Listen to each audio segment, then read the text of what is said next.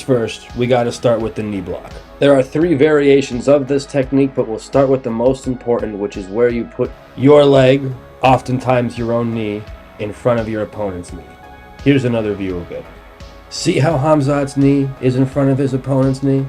Now what Khamzat's going to do is drive towards the knee that's blocked. This is the motion that Khamzat will use to set up the whole system.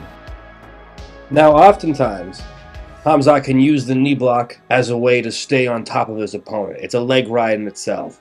But here's the thing, when Chimaev knee blocks and drives in that direction, he either is going to break the opponent down, or he's going to break down his opponent, off-balancing them for long enough and distracting them long enough in order for Khamzat to advance to the next leg ride, which in this case is going to be a calf pin like you're seeing here. A technique that Khamzat set up through using the knee block. If you understand striking, it might be useful to you to think of this version of the knee block as the jab of the leg rides.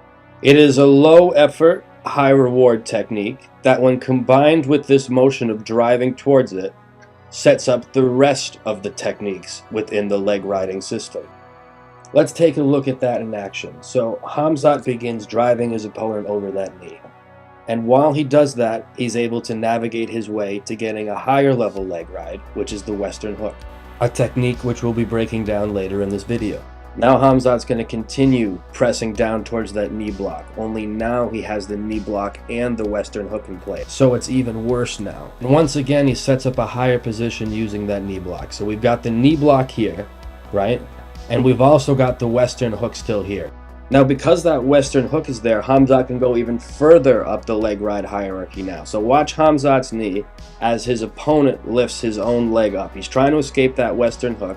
Khamzat, anticipating it, releases his Western hook and slides that knee block in. Now he's got a position he's even more dangerous from than the other two, which is this inside grapevine.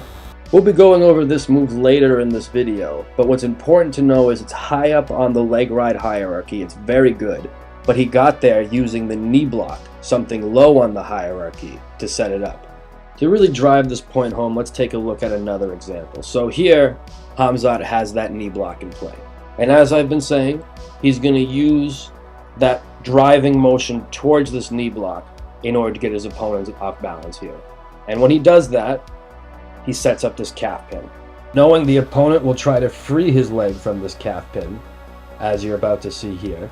Notice the opponent is lifting the leg up in an attempt to free himself from that leg ride. Khamzat's already released that calf pin.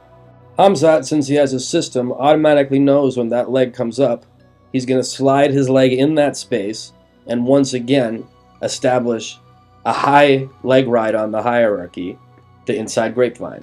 This is a move Khamzat can absolutely crush people with, but notice he set it up with that knee block. That's what I want you really to take away from this first version of the knee block. That first version sets up everything else.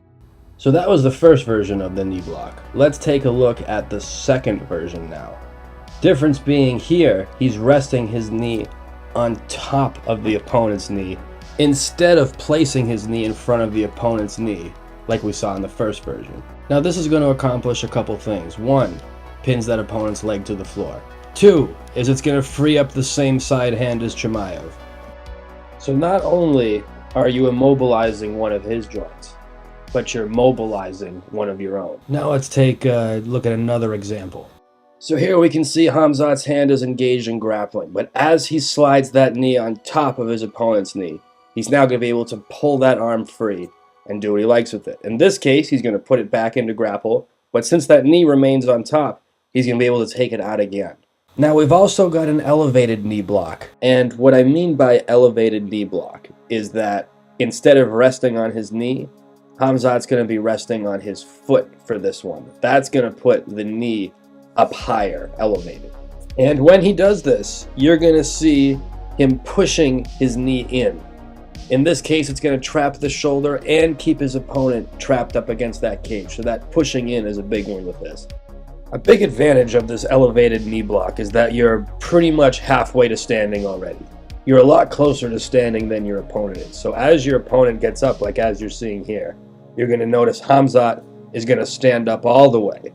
And what he's going to do is just throw his kneeling opponent to his right, continue the momentum, throw him down. And what he's going to do is just throw his kneeling opponent to his right, continue the momentum, throw him down. And now, as I'm sure you know, things are not looking too good for Khamzat's opponent from this position. Let's take a look at another example of this elevated knee block. Here we see that knee is up, and he doesn't have control of that shoulder yet, so he's pressing his knee into the opponent's ribs for right now. So you can see he's maintaining control. A lot of wrist fighting here. And now watch, he's going to slide his knee in front of his opponent's shoulder to get control over that shoulder. See that there? And in doing so, you notice that shoulder is really blocked off by that knee now. Khamzat is able to free that arm. And now he's able to do whatever he wants with this. In this case, he's going to hit him. And I think what's important to remember is that he flows through a system of leg locks. So if he ever wants to abandon this elevated knee position, all he's got to do is put his knee down, and now he's going to be returning to that first knee block that we discussed.